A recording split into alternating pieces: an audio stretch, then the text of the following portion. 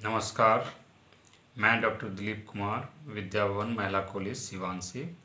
छात्रों, आज हम लोग चोल साम्राज्य के अधीन चोलों के अधीन स्थानीय प्रशासन का वर्णन करें अथवा चोलों के स्थानीय प्रशासन के बारे में आप क्या जानते हैं इसके बारे में। चोल साम्राज्य के अधीन यह एक अति महत्वपूर्ण प्रश्न है और बार बार परीक्षाओं में पूछा जाता है। तो आइए हम लोग चोलों के अधीन स्थानीय प्रशासन की विशेषता के बारे में जानते हैं, इसके बारे में विस्तार पूर्वक पढ़ते हैं। दक्षिण भारतीय राजवंशों में विशेषतया चोलों के प्रशासन की मुख्य विशेषता स्थानीय तत्वों पर प्रशासन में बल देना था। राज्य, नगर और ग्रामों के प्रशासन की जवाबदेही प्रत्यक्ष रूप से नहीं लेता था और वह जो स्थानीय प्रशासन को ही, स्थानीय स्वायत्त संस्थानों को ही ग्राम और नगरों के प्रशासन की जिम्मेवारी को सौंप देता था। अब आइए थोड़े से इसके इतिहास के बारे में जानते हैं कि ये जो स्थानीय प्रशासनिक इकाइयाँ थी कब से शुरुआत में आई और कब से इनका महत्वपूर्ण रोल हो रहा था। तो उत्तर भारत की तुलना में दक्षिण भारत में अधिक से अधिक मात्रा में हम लोग स्वायत्त संस्थानों को पाते हैं जो अत्यधिक सुसंगठित हुआ करते थे। चोलों के अधीन ग्राम प्रशासन के जिस विकसित रूप को हम पाते हैं उसका आरंभ 8वीं-9वीं शताब्दी में पांड्यों एवं पल्लवों के अधीन हुआ था और उसी परंपरा को चोलों ने आगे बढ़ाया था। अब आइए हम लोग जानते हैं, आगे देखते हैं इसके बारे में। चोलों के अधीन स्थानीय प्रशासन जो थे ग्राम सभाओं तथा सामाजिक, आर्थिक, धार्मिक स्वरूप के समूहों और संगठनों की प्रमुख भूमिका थी। इनमें प्रत्येक किसी न किसी रूप से स्थानीय प्रशासन से संबंध था।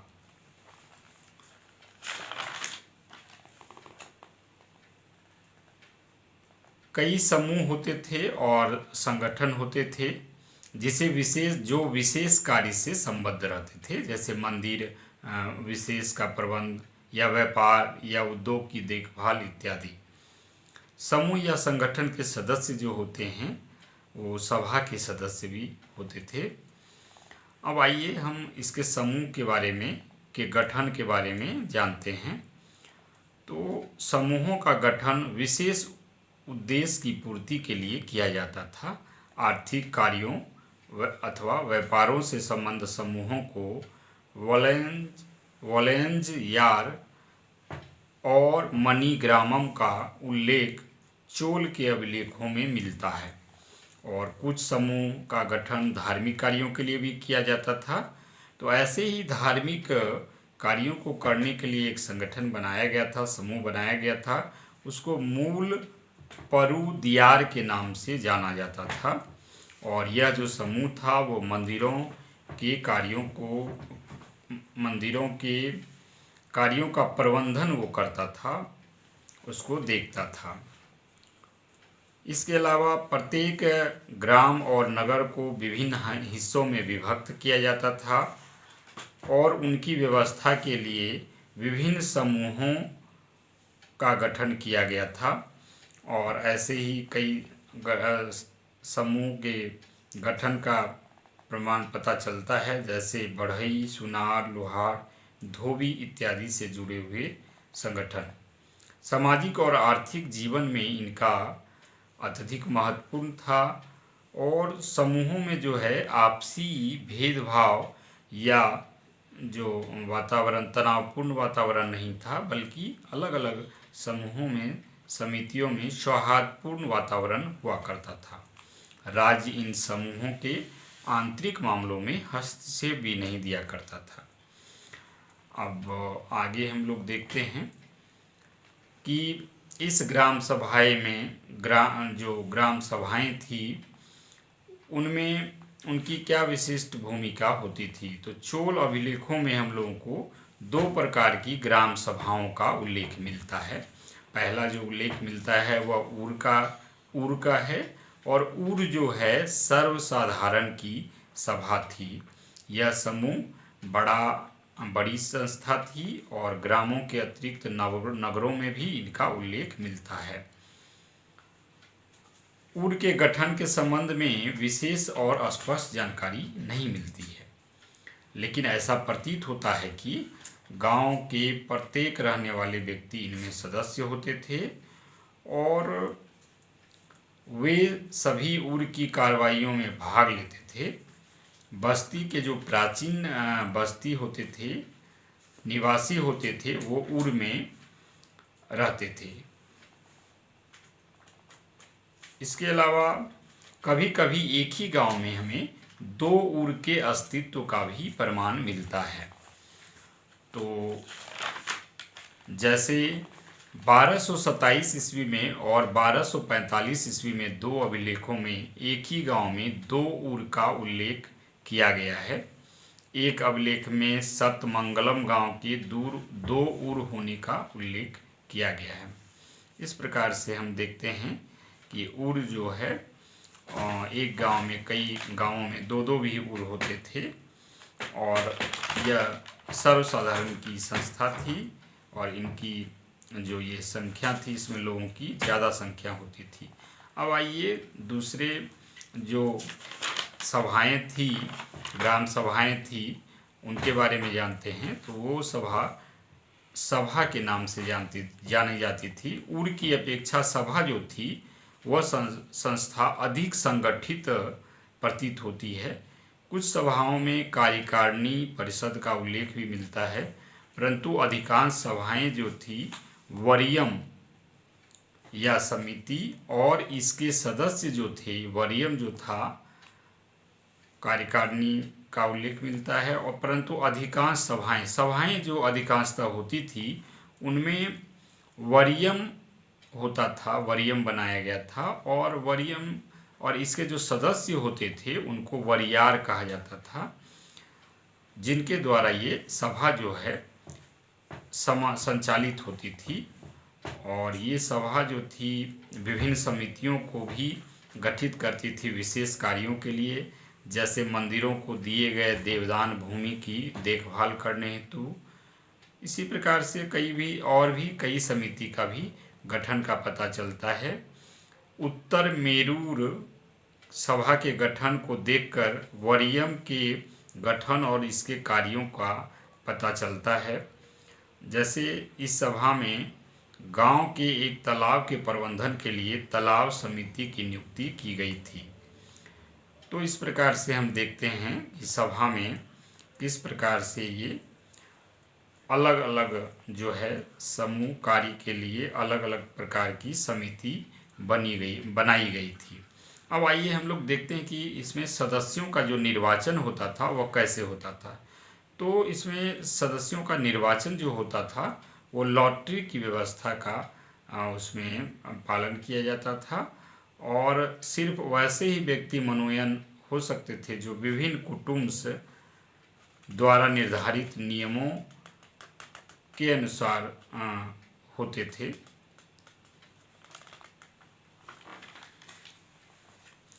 अब एक उत्तर मेरू सभा के संविधान में के बारे में हम लोग जानते हैं। सभी लोगों के सोने का मूल्य निर्धारण करने के लिए एक समिति नियुक्त की गई थी वहाँ पर। इस समिति में 8 सदस्य का निर्वाचन जो था लॉटरी के द्वारा किया गया था और निर्वाचित सदस्य जो थे वो कुछ निश्चित शर्तों को पूरा करते थे, जैसे वे राज्य को कर देते थे, गांव के किसी निश्चित भूभाग में रहते थे और तथा जिन्हें सोने की पहचान की ख्याति प्राप्त थी। तो इस प्रकार हम लोग देखते हैं कि सभा में जो है उत्तर मेरू सभा जो थी किस प्रकार से एक विशेष कार्य के लिए लोगों का लॉटरी से चयन की थी, जिसके लिए कुछ कुछ शर्तें रखी गई थी और उसी शर्तों के अनुसार वहाँ पर सोने का मूल्य तय करने के लिए एक समिति का गठन, 8 सदस्यीय समिति का गठन किया गया था। समिति के सदस्यों का पद जो था वह अवैतनिक होता था। मतलब समिति में जो सदस्य होते थे उनको कोई वेतन वगैरह नहीं मिलता था, उन्हें बिना वेतन का ही काम करना पड़ता था। अब आइए हम लोग राज जो चोल राजा थे उनके 11वें राजवर्ष में जो जारी किया गया एक अभिलेख है उसके बारे में जानते हैं। तो राज प्रथम ने 11वें राजवर्ष में दो अभिलेखों में उत्तम सोल चतुर्वेदी मंगलम की सभा द्वारा लिए गए प्रस्तावों का उल्लेख इसमें किया गया है, जिसके अनुसार से यह व्यवस्था की गई थी कि सिर्फ विद्वान ब्राह्मण ही सभा के प्रस्ताव को तैयार कर सकते हैं तथा वरीयम के सदस्य हो सकते हैं। सभा के प्रस्ताव उल्लंघन करने वालों को उसी प्रकार की दंड की व्यवस्था की गई थी जैसे कि राजकीय आदेश को कोई उल्लंघन करता है, और राजकीय उद्देश्य को जो उल्लंघन करता है आदेश को, और उनको जो दंड दिया जाता है, तो सभा के द्वारा जो प्रस्ताव पास किया जाता था उनको भी कोई यदि उल्लंघन करता था तो उसी प्रकार का दंड दिया जाता था। बाद में एक अन्य प्रस्ताव भी वरीयम की सदस्यता से वैसे लोगों को वंचित कर दिया गया था जो ब्राह्मणों की संपत्ति को चुराने एवं अन्य गंभीर अपराध के लिए दोषी थे। तो इस प्रकार हम देखते हैं कि किस प्रकार से कुछ लोगों को उनकी सदस्यता से वंचित भी दिया जाता है यदि वो ब्राह्मणों की संपत्ति चुराने या गंभीर अपराधी के दोषी होते हैं। अब हम लोग देखते हैं कि ये जो इस प्रकार का जो निर्णय होता था समिति में, तो उसमें राज्य की क्या भूमिका होती थी। तो सामान्यतः राज्य जो है उनके इस कार्य में जो है वो हस्तक्षेप नहीं करती थी। सभा जो थी अपनी सुविधा अनुसार से या आवश्यकता अनुसार से नियमानुसार वो अपना नियम तैयार अपने उत्तरदायित्वों का पालन उचित ढंग से वो करती थी। लेकिन विशेष परिस्थिति में जो है राज्य जो है सभा के कार्यों में विशेष परिस्थिति में ही वो हस्तक्षेप करती थी। ऐसे ही एक उदाहरण मिलता है चोल राजा के अभिलेख से, और वो राजा थे राजा कुलोत्तुंग तृतीय के 7वें राजवर्ष के एक अभिलेख में एक गांव की सभा और वहां के राजस्व वसूलने वाले अधिकारी को सभा की कार्यकारिणी समिति के गठन और इसके निर्वाचन से संबंधित आवश्यक निर्देश दिए गए थे, और इसके अनुसार से वैसे व्यक्ति ही कार्यकारिणी समिति के सदस्य हो सकते थे जो निर्वाचन होने वाले वर्ष के 10 वर्ष पूर्व से ही उस गांव में रह रहे होते हैं। उम्मीदवारों के लिए 40 वर्ष होना अनिवार्य था और उनका ब्राह्मण होना भी आवश्यक था। तो इस प्रकार से हम देखते हैं कि राजा जो है कई बार कुछ निर्देश जारी करता था सभा के लिए कि ये नियम आप रखें और इसी नियमानुसार से लोगों को इसमें सदस्य बनाएं। जिस प्रकार कि कुलोत्तुंग तृतीय ने 7वें वर्ष राजवर्ष में ये आदेश दिया था जिसके अनुसार से समिति में जो है वो वैसे लोग ही उम्मीदवार बन सकते थे जो 10 वर्ष से उस गांव में रह रहे थे, ब्राह्मण थे और 40 वर्ष की उम्र पूरा कर लिए थे। तो इस प्रकार का जो राज्य आदेश जो जारी किया जाता था, अगर ब्राह्मण किसी अपराध के दोषी भी होते थे तो उसके लिए भी अपराध के अनुसार दंड की व्यवस्था की जाती थी। तो इस प्रकार से हमने सभा के बारे में देखा कि किस प्रकार से विशेष परिस्थिति में ही राज्य जो है उसमें हस्तक्षेप करता था। अब आइए हम लोग देखते हैं कि सभा की बैठक कहाँ होती थी और किस प्रकार से। तो सभा की जो बैठकें हुआ करती थी वह सामान्यतः गांव के मंदिर या मंडप में होती थी। उस समय जो है गांव एक महत्वपूर्ण भूमिका निभाती थी। मतलब गांव जो है उस समय के सामाजिक, आर्थिक, धार्मिक, सांस्कृतिक सारे क्षेत्रों में एक केंद्र बिंदु के रूप में थी। तो सामान्यतः बैठक जो है मंदिर में या मंडप में इसलिए किया जाता था कि जो वहाँ पर जो फैसला किया जाएगा या जो निर्णय या वहाँ पर जो कार्य संपादित किया जाएगा, लोग उसमें बेईमानी नहीं किया जाएंगे, नहीं करेंगे। ऐसा वो भगवान के समक्ष या मंदिर में यदि करेंगे तो वो गलत कुछ भी नहीं करेंगे और ईमानदारी से काम करेंगे। इसलिए मंदिर या मंडप में अधिकांशतः बैठक होती थी। लेकिन कभी कभी इसकी बैठक जो है गांव के बाहर तालाब के किनारे या पेड़ के नीचे हुआ करती थी। तो ऐसा सहज ही अनुमान लगाया जा सकता है कि तालाब या किनारे या पेड़ के नीचे जो बैठक हुआ करती होगी तो गर्मियों के दिन में हुआ करती होगी।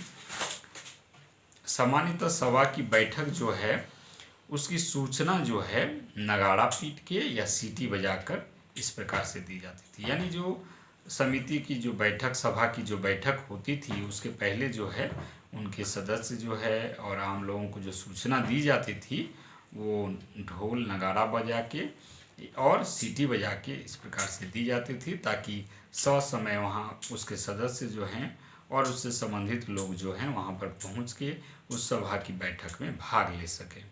अब आइए हम लोग देखते हैं एक दूसरी और जो ये सभा थी वह थी नगरम या नायडू, नाडू, नगरम या नाडू। तो चोल अभिलेखों में नगरम या नाडू के बारे में उल्लेख मिलता है। ये स्थानीय प्रशासनिक इकाइयों में महत्वपूर्ण भूमिका निभाते थे।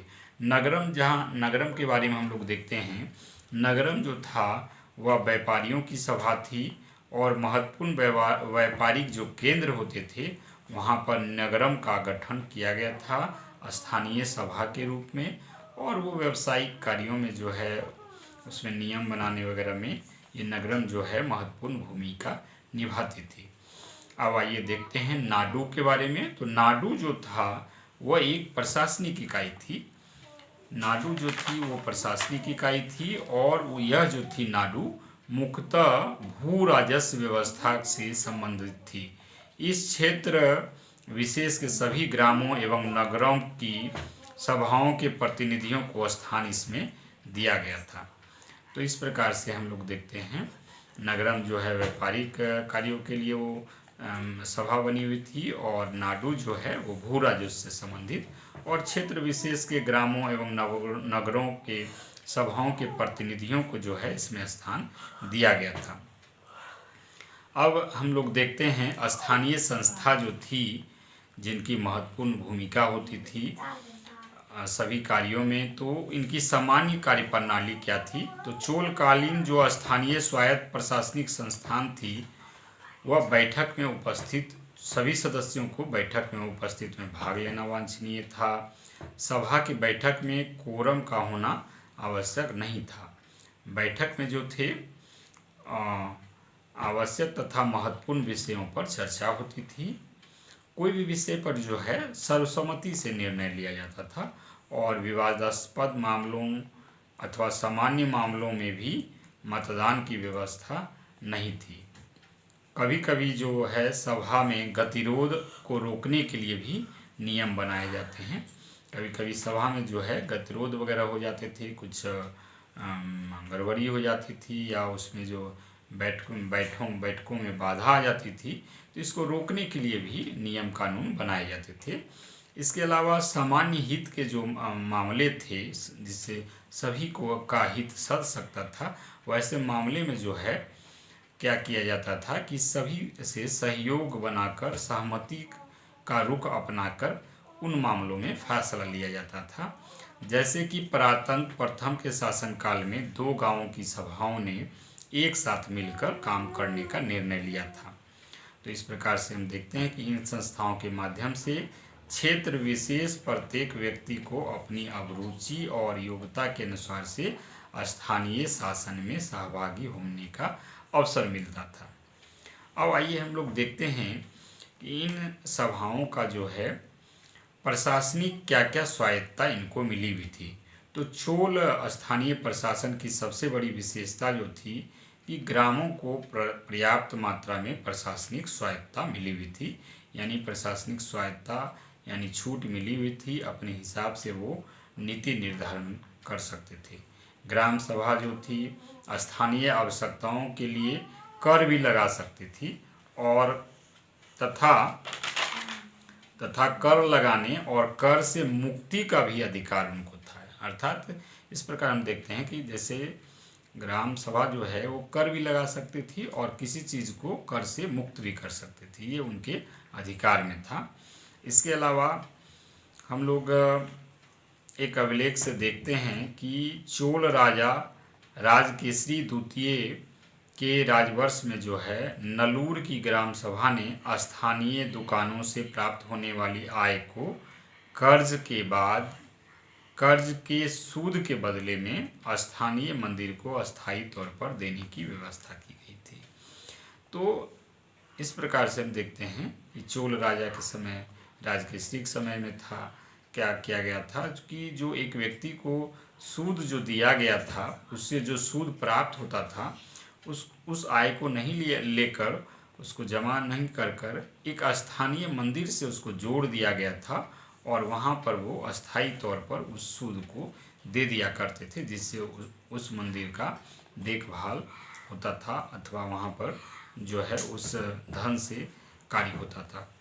इसके अलावा स्थानीय संस्थाओं की जो आम सभाएं थी उनको सुचारू रूप से कार्य के संपादन करने के लिए है छोटी छोटी समितियां भी बनाई जाती थी।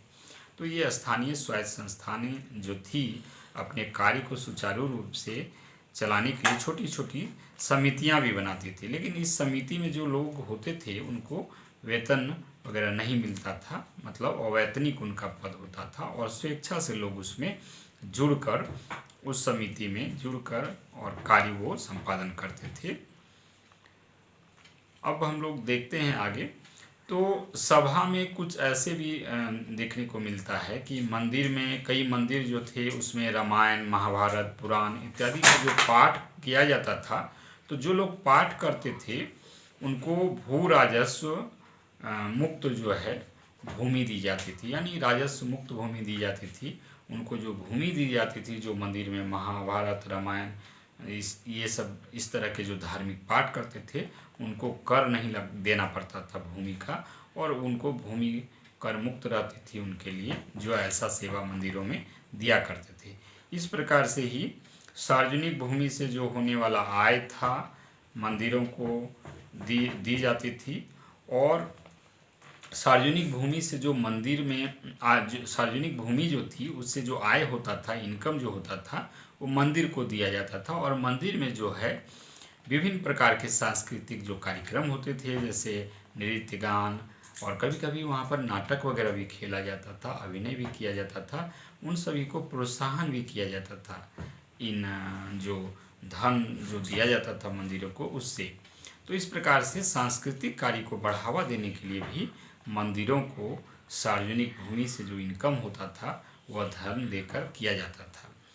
अब आइए, मंदिर को जो और भी कुछ भूमि अनुदान वगैरह दिया जाता था, उस समय जो हम लोग देखते हैं पूर्व मध्यकालीन जो काल था, उस समय में मंदिरों को बहुत बहुत सारी मात्रा में उनको भूमि अनुदान दिया जाता था, यानी उनको भूमि प्रदान किया जाता था राजा के द्वारा, या जिन लोगों के पास काफ़ी भूमि होता था वो मंदिरों को दान स्वरूप दे देते थे।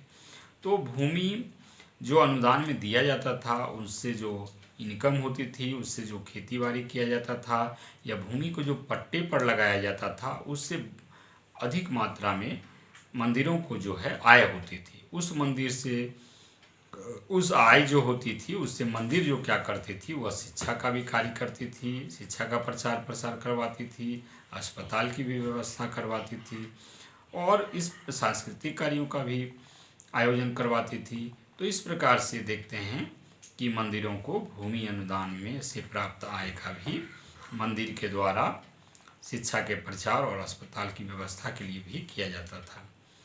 गांव में जमीन संबंधी जो अधिकार थे उसकी सुरक्षा करना, सिंचाई की व्यवस्था करना, सार्वजनिक हित के कार्य करना, कानून व्यवस्था बनाना तथा मुकदमों का फैसला करना भी सभा का कार्य था। तो इस प्रकार से हम देखते हैं कि दक्षिण भारतीय इतिहास और विशेषकर चोल इतिहास में जो है स्थानीय स्वायत्तशासी प्रशासनिक इकाई जो था उनका महत्वपूर्ण योगदान था। और वो गांव के लेवल पर या नगर में जो ये स्वायत्त संस्थाएं थी, समितियां बनी हुई थी या सभा बनी हुई थी, वो हर एक प्रकार के कार्यों में अपना महत्वपूर्ण भूमिका निभाती थी। आज के समय में हम देखें तो हमारी जो ग्राम पंचायती राज चल रही है पूरे भारत में या बिहार में भी देखें तो आज ग्राम पंचायती राज जो चल रही है बिहार में, उनको भी इस प्रकार की स्वायत्तता दी गई है। वो कई प्रकार के कार्यों का संपादन अपने स्तर से करती है ग्राम स्तर पर, और उनका वो देखभाल इसके लिए वो अच्छे से चले। जिस प्रकार से चोल काल में जो है कई प्रकार की छोटी छोटी समितियां बनती थी, उसी प्रकार से पंचायती राज के अधीन भी बिहार में कई प्रकार की छोटी छोटी समितियां बनाई गई है, और जिससे जो है उनकी निगरानी हो सके और अच्छे से सुचारू रूप से जो है स्थानीय स्वशासन का जो है लक्ष्य जो है वो पूरा किया जा सके और अच्छे से ग्राम पंचायती राज जो है वो चल सके। तो एक प्रकार से हम देखें तो जिस प्रकार से अभी ग्राम पंचायती राज है, उसी प्रकार से उस तरह का भी वो जो कार्य जो है ग्राम पंचायत का जो अभी है, उसी प्रकार से वहाँ की भी स्वायत्त संस्थाएं जो है कुछ चोल शासन में भी अपना कार्य कर रही थी।